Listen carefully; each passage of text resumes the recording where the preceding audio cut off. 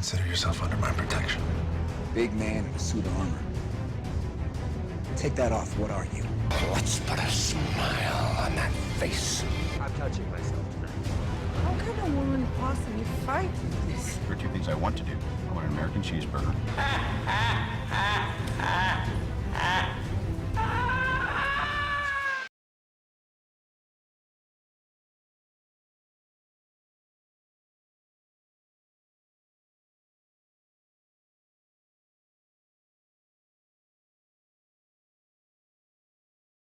What's up, guys? Uz here from the DC vs. Marvel podcast, and I just wanted to show you guys a little collection that I've built up over the past year or so.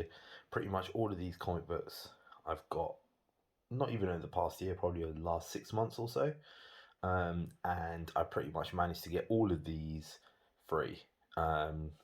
It's a bit of a clickbaity title because the two at the end, the Batman Dunya ones, actually were given to me as gifts. And but all the others in the middle, going from all the Image comic stuff, going to The Walking Dead, and Nailbiter and Bedlam, which is an awesome series which unfortunately never got carried on, going through to a whole load of Rebirth stuff. This is all free, right? And I've kind of got to a stage there now where I think, okay, should I ever actually pay for these graphic novels, because I've just found a way of getting them free all the time. And it's always nice to kind of get something in the post and stuff like that. So yeah, you can see how many there are. There 1, 2, 3, 4, 5, 6, 7, 8, 9, 10, 11, 12, 13, 14, 15, 16, 17, 18, 19, 20, 21, 22, 23, 24, 27, 29 graphic novels for free. 29 books for free, right?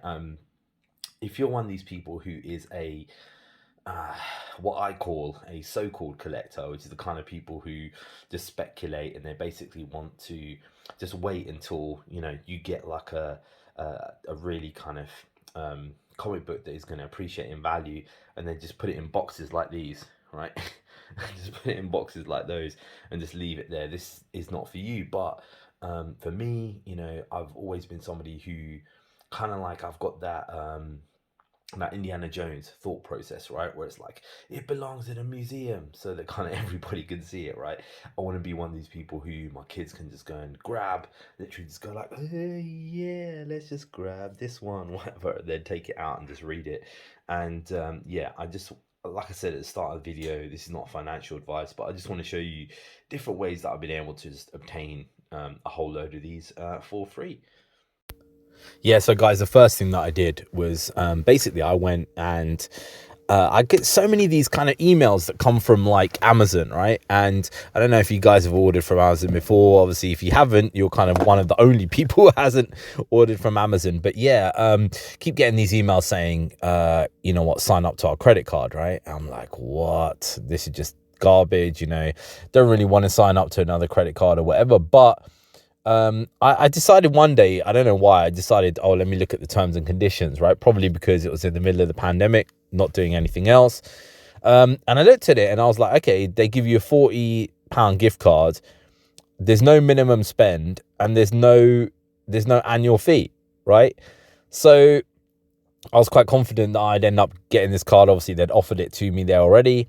So I ended up signing up to it, got the card, got a £40 gift card from Amazon, and used basically the entire thing to buy like graphic novels, pretty much, different types of graphic novels. Obviously, people be like, he's mad, he should have spent £40 on something else. But you know what, there's nothing really that I'd want for £40, but that allowed me to get like average graphic novel price of like £6, like nearly 7 graphic novels I got just from that. So the next thing I looked at was basically I use Amex for work, right, for business purposes. And Amex, they've got like various different offers and stuff on, and one of them is like giving you a certain number of points, which is the equivalent of around like $90. And like I said, you can go and buy whatever you want, right? But if you're one of these people like me who's like, you know what, I just want to save that like as a gift card and then just get a graphic novel come to me like every week. So every Monday I'm looking forward to a new one coming. That's pretty much what I did. I also recommended it to my family there as well, and they run businesses there as well, and they started using it, and because they started using it, I got more points and they got more points there as well. So then I ended up buying more and more graphic novels. Now ongoing, the rewards that you get from Amex are pretty pathetic. Like it's like 0.5% or whatever. It's garbage, right? But if you think to yourself, okay, fine, I don't really want to go and buy like a TV or something like that from Amazon, and my only thing is like I can go and get a graphic novel like every couple of weeks through the business, then yeah, that's what you can do, man. And for me, it is literally like, it's like Christmas time. Every week I get a new graphic novel that I haven't read that comes through, and I end up reading it and having fun from it. And there it is now as a library for me and my kids if I decide to kind of visit it later on. So the next thing basically was like, let me have a look at the the graphic novels, right? And there's a thing, like if you go onto Amazon, there's always a thing there when you click on Prime, like books that come specifically from Amazon, right? But also there are tons of sellers that sell through Amazon, and Amazon do their logistics or whatever. But also at the same time, they kind of sell separately. And I don't know if Amazon get commission or whatever, but from what I've seen, like when the packages come, they don't actually have Amazon branding on them. So I assume they actually come direct from the seller and they pay Amazon a commission to advertise on there. But when you look at that, if you see them, they'll kind of be like excellent condition or very good condition.